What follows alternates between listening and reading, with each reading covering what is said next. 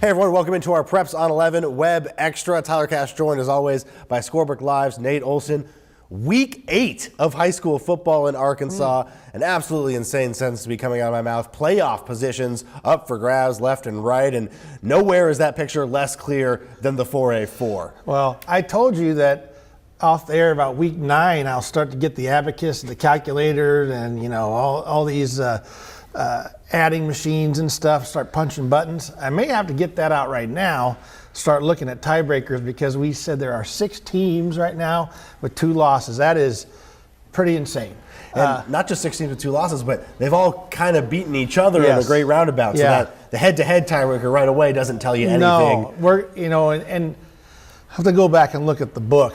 But I mean, there's if this doesn't work and that doesn't work, there's 5 things, and we might go all the way down to the 5th, whatever that is. It's I'm gonna go look at that right now. Be ready for that, because this one might come down to Bobby Swafford. Well, yeah, we might. Yes, that's Walter Woody. You probably know him, the Fort Smith there. He's kind of a AAA statistics liaison type guy, a teacher over there.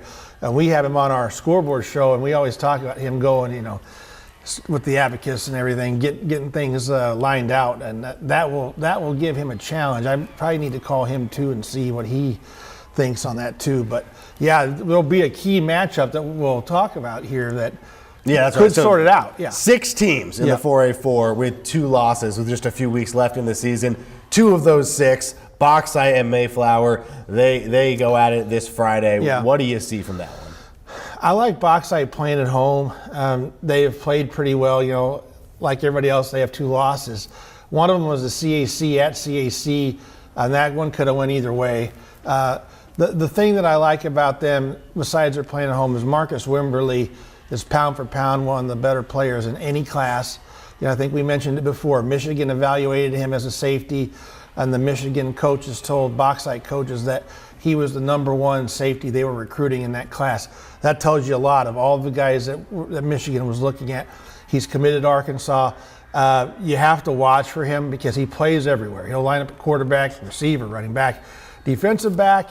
He does it all. And he kind of, as he goes, the team goes. But they do have some other good players on that team too. Caleb Perry, the former Razorback lineman, he's done a good job of infusing some excitement into that program, and no doubt Wimberly helps. And then you've got Frankie Fennell, quarterback for Mayflower, thrown for about 1,500 yards. Mayflower is playing well too. So I think it'll be a good game. The Pit, if you've never been there, is a historic, cool place, and when it is all lit up and energized, it's a hard place to win. They do well there when they're good. So I'm probably going to give Bauxite the edge, but who knows what the way things are going this year. You don't know. I mean, it's so even. Another conference where still plenty up in the air, the 5A Central, a big one this week. Robinson undefeated in conference play. Mills, another team vying for a playoff spot now. Mills had a bye last week, which means that there was 11 players who are suspended because of the fight against Pine Bluff, will be out this week against Robinson. Do the Comets still have a shot? I think they do. We talked to Charleston Collins, the Arkansas commit last week. He will not be playing the game.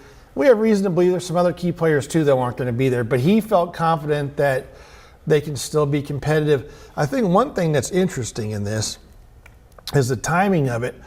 Pine Bluff had to play a game right away, and they found out on Wednesday they were 23 down, and they had to go play. And so some guys got an expanded role that normally wouldn't play. In this case, you have a week where guys that are stepping into more playing time have time to prepare. So if there are key players that are having, reserves are in there, they've had time to play with the ones. So I think that does help them. We don't know who's in and out other than Collins, so it's hard to say. But I think that, they have a lot of talent, and they've got guys that can plug in. Robinson is really good, though. Quentin Murphy, I got a chance to see him play the other night in person. The speed that he has and what else is evident on that team is really impressive. A lot of speed all over the field there. And Murphy's one of those guys, he can throw the ball, but he's most effective running the ball. He's like another running back, and he's hard to contain. So I've said all along that I thought these two teams were the most comparable to Parkview in talent. I think Mills has a little more overall talent. It's hard to pick them after what's happened with you don't know who's going to be out there. So, I mean, I would probably go with Robinson in this game, but it's going to be very interesting to see how Mills plays and who plays and how they kind of rally around that whole situation.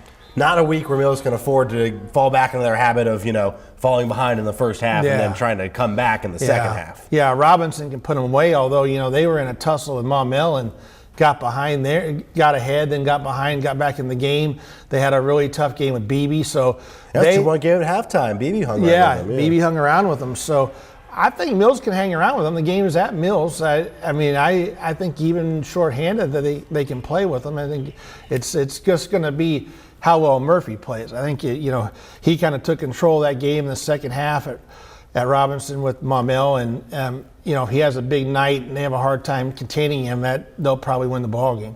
All right, now on to the big boys, the 7A Central. We're finally getting into the meat of the schedule where some of those top teams start to square off, and our first of the matchups between who really are the big three in this conference is we get Bryant and Cabot. Yeah, Cabot is a team that I really felt like at the beginning of the year would match up the best. Last year they almost beat them.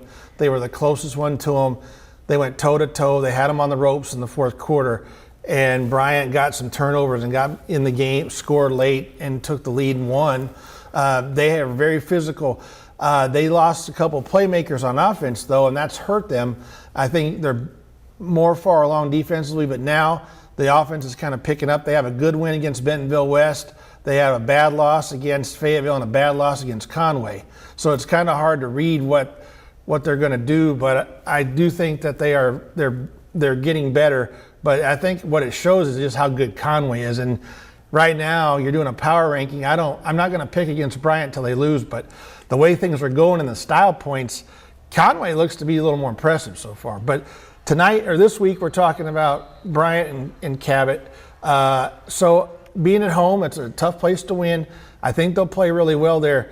Bryant's going to have to play better for 4 quarters. And last week was a strange game because they played Little Rock Southwest, and their top 2 running backs didn't play. But Myron Thrash, ran for 230 yards. And then the sophomore, Curtis Jones, Zachariah Curtis Jones, runs for over 100 yards and 4 touchdowns. So your 3 and 4 running backs. Yeah, it sounds like we're not talking about a top 2 running back situation. We're talking about a top 4 running back situation. Yeah. And so James Martin did not play for undisclosed reasons. I don't know if he'll be back. Jordan Walker, the quarterback, threw 2 passes and left the game. So we don't know his status. Jeremiah Moats came in the ball game, a sophomore, and threw for about 160 yards. So it's going to be interesting to see who is out there. Daniel Anderson, the backup running back, has been hurt. He's committed to Notre Dame. He hasn't played in about 3 or 4 weeks now. I don't know if he'll be back for this stretch run.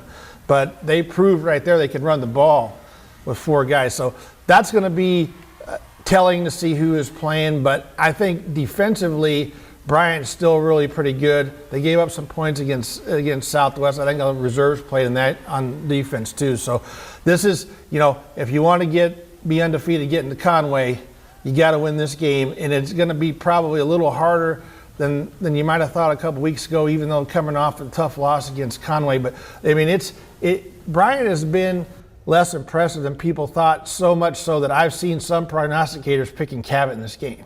So there's, in the back of people's minds, I think they doubt Bryant a little bit, which should motivate them to go up there and play well. Right. Great chance for Bryant to, prove some people wrong. Great chance for Cabot to finally get over that hump. That is our game of the week. We'll have highlights from that one, plus a whole bunch of others coming your way on the Friday Night Blitz.